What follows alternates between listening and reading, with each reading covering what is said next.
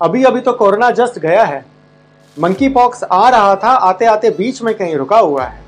And आपको तो पता ही है हर साल की कहानी, स्वाइन फ्लू आता है जाता है, आता है जाता है। लेकिन आज मैं बात करने जा रहा हूं एक नई बुखार के बारे में जो मार्केट में उतरा है।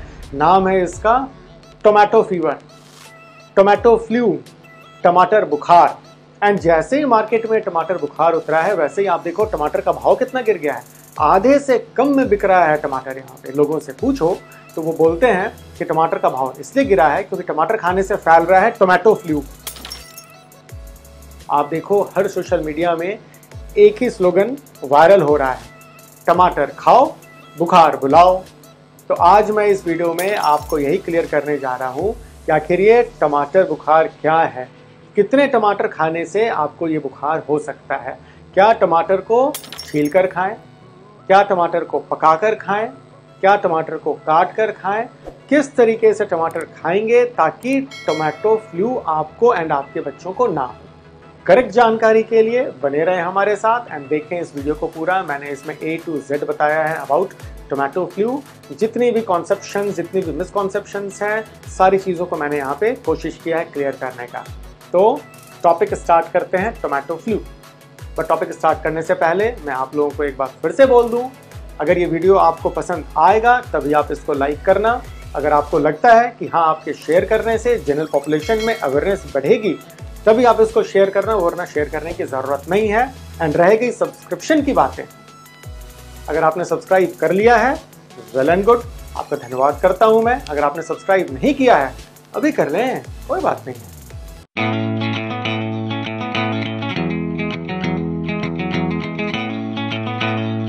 आपके टाइम को ज़्यादा ना लेते हुए आता हूं मैं सीधे अपने पॉइंट पे, अपने टॉपिक पे। Tomato flu causes, etiology. ये होता है एंटेरोवायरल डिजीज है, ये एक तरह का वायरल डिजीज है। खासकर Coxsackie virus A16 most commonly associated होता है इस डिजीज के साथ। कभी कभी कॉक्सेकी वायरस A6 एंड एंटेरोवायरस 71 भी करता है इस डिजीज को। जनरली 5 साल से नीचे वाले बच्चों में ये डिजीज देखने को मिलता है एंड बहुत फास्ट, बहुत रैपिडली ये स्प्रेड करता है। जो ग्रोन अप चाइल्ड हैं, एडोलेसेंट्स हैं, यंग एडल्ट हैं, मिडिल एज में या एल्डरली हैं, इन पॉपुलेशन में बहुत ही कम ये डिजीज देखने को मिलता है। हाँ, एक आध दो चार केसेस रिपोर्टेड जरूर हैं, मिल सकता है, लेकिन rarely. Male and female ratio, इसमें कोई डिफरेंस नहीं है। जितना अफेक्ट ये मेल को करता है उतना ही अफेक्ट ये फीमेल को भी करता है। कोई खास इसमें ऐसा नहीं है कि मेल इज टू फीमेल 2:1 या मेल इज टू फीमेल 1:3 का रेशियो, ऐसी कोई बात नहीं है इसके अंदर। अब आते हैं मेन अपने पॉइंट पे, दैट इज क्लिनिकल फीचर्स। तो क्लिनिकली क्या कुछ मिलता है इस टोमेटो फ्लू में। तो सबसे पहले तो फ्लू लाइक इलनेस इसमें मिलेगा। तो फ्लू लाइक इलनेस में क्या है, फीवर आएगा।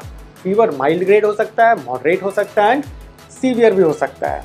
कहने का मतलब फीवर का कोई ग्रेडिंग नहीं है। कुछ केसेस में तो फीवर नहीं भी मिल सकता है इनिशियल स्टेजेस में।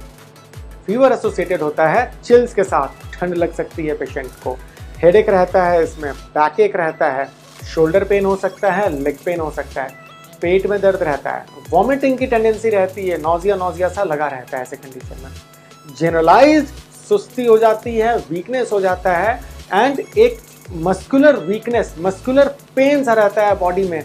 बच्चे हमेशा ये शिकायत करें कि मेरे पूरे बॉडी में पेन हो रहा है। शाम में खेल कर आएंगे तो बोलेंगे मेरे पैरों में काफ़ी दर्द हो रहा है।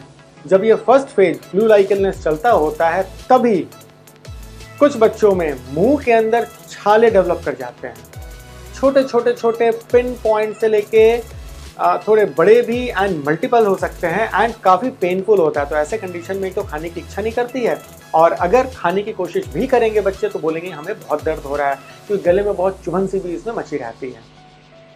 फिर इसके बाद आप देखो तो कुछ दाने, कुछ छाले हाथों में एंड पैरों पे भी डेवलप कर जाता है।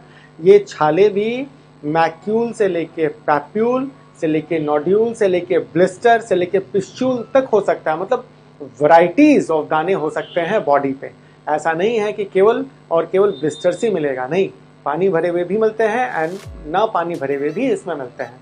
एंड ये भी एक तरह के लिम्स पे ज़्यादा अफेक्ट करता है, इवन पामर सरफेस पे, पाम्स के ऊपर एंड सोल्स, मतलब तलबे के ऊपर भी आता है। तो कुल मिलाकर ये कुछ खास क्लिनिकली आपको मिल जाता है इसके अंदर। ठीक नेक्स्ट स्टेप, अगर आपने इनिशियली एक्ट किया है, स्टेप्स उठाया है, तो आपकी ये प्रोसेस यहीं पे हॉल्ट हो जाएगी। हालांकि मैं एक बात आपको बता दूं, ये टोमेटो फ्लू सेल्फ रिजॉल्विंग है, ये ऑटोमेटिकली 5 to 7 to 10 डेज में रिजॉल्व हो जाती है। लेकिन आपको सिम्प्टोमेटिक एंड सपोर्टिव थेरेपी की ज़रूरत पड़ती है। जहाँ कुछ कॉम्प्लिकेशन रेट आप देखो कुछ बच्चों में हाई रहता है, वहाँ क्या होगा, ब्रेन का इन्फेक्शन हो सकता है, एन्केफेलाइटिस, बच्चे बहुत सुस्त हो जाएंगे, वॉमिटिंग पे वॉमिटिंग होगी, हेडेक बहुत होगा, कभी कभी दौरा सा पड़ सकता है, एंड ये बच्चे दूसरों को पहचानना भी भूल जाते हैं। कुछ बच्चों में कार्डिक इन्वॉल्वमेंट होता है, यहाँ पे अगर इन्फेक्शन हो गया तो मायोकार्डाइटिस करेगा, कभी कभी हार्ट फेलियर भी हो सकता है, पेरिकार्डाइटिस भी होता है जहाँ पे पानी भर जाता है हार्ट के चारों ओर, and flaccid paralysis, full body का पैरालिसिस हो जाना।